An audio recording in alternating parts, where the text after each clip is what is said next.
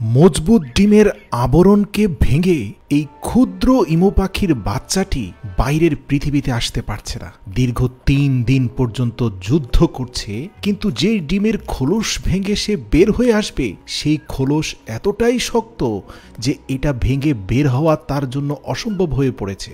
এই ব্যক্তি পুরো দৃশ্যটাই ভিডিও করছেন, কিন্তু কোনোভাবেই ডিমের খোলস ভেঙে দিচ্ছেন না। আপনি হয়তো ভাবছেন একটু খোলসটা ভেঙে দিলেই তো হয়।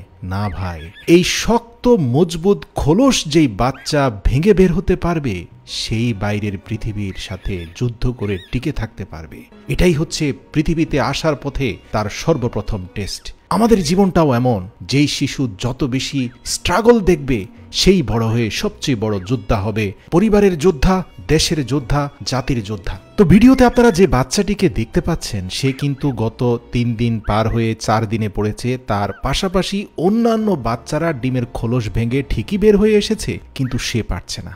ধৈর্য হারাননি এই খামারি। মুখটাকে কাছে নিয়ে তিনি অক্সিজেন দেওয়ার চেষ্টা করছেন, গরম বাতাস দেওয়ার চেষ্টা করছেন যাতে সে ভেতরে বেঁচে থাকে। কিন্তু তাই বলে পৃথিবীতে আসার সবচেয়ে বড় যে পরীক্ষা, সেই খোলস ভেঙে দেওয়ার কাজটা তিনি করছেন না। এটাই আপনাকে করতে হবে। আপনার সন্তানকে যুদ্ধ করা শেখাতে হবে, আপনার সন্তানকে যুদ্ধের জন্য প্রস্তুত করতে হবে, কিন্তু সন্তানের যুদ্ধ নিজের ঘাড়ে উঠিয়ে নেবেন না। এতে আপনার সন্তান দুর্বল হয়ে যাবে, সেলফ ডিপেন্ডেন্ট না হয়ে আপনার উপর নির্ভরশীল হয়ে উঠবে। একবার ভাবুন, যখন আপনি থাকবেন না এই সন্তান কত সংকটে পড়বে। প্রিয় দর্শক, আমি অনুরোধ করব এই ভিডিওটা শেষ পর্যন্ত দেখুন, কারণ এই ইমু পাখিটির ঘটনা আমার আপনার জীবনের সাথে ওতপ্রোতভাবে জড়িয়ে আছে।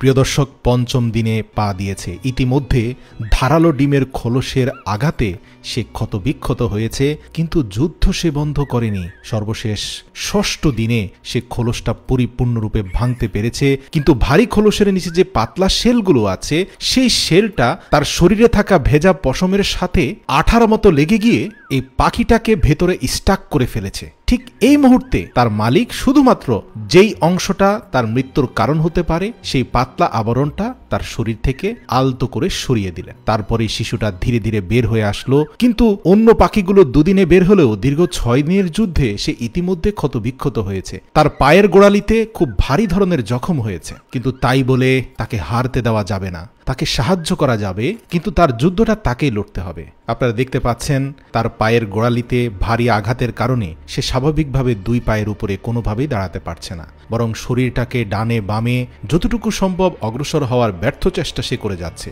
এই ছোট ইমু পাখির বাচ্চাটিকে যতটুকু সম্ভব তার মালিক সাপোর্ট দিয়ে যাচ্ছেন যেন সে নিজের পায়ে দাঁড়াতে পারে। তার মালিক দীর্ঘ ১ সপ্তাহ অপেক্ষা করেছেন, কিন্তু দেখতে পাচ্ছেন কোনোভাবে সে তার ২টি লম্বা পাওকে সমান্তরালভাবে রাখতে পারছে না। তাই তিনি খুব কায়দা করে একটা রাবার স্ট্রিপের কাপড় তার ২ পায়ের মধ্যখানে টানা বা সাপোর্ট হিসাবে লাগিয়ে দিলেন, যাতে ২টি পা একটা থেকে আরেকটা সমান্তরালভাবে থাকে, সে তার বডির স্ট্রেংথ খুঁজে পায়। তো এই সাপোর্ট দিয়েও দীর্ঘ ৩ দিন প্রচেষ্টার পরেও সে সোজা হয়ে দাঁড়াতে পারেনি। তাই তিনি একটা আপার সাপোর্ট আর একটা লোয়ার সাপোর্ট দিয়ে সে ইমু পাখির বাচ্চাটিকে নিজের পায়ে দাঁড়ানোর জন্য সহযোগিতা করতে লাগলেন। এমনকি ছোট ছোট রাবার ব্যান্ডও তিনি লাগালেন। অর্থাৎ এখানে সর্বোচ্চ চেষ্টা করা হচ্ছে এই ছোট্ট পাখিটাকে নিজের পায়ে দাঁড়াতে সাহায্য করার জন্য।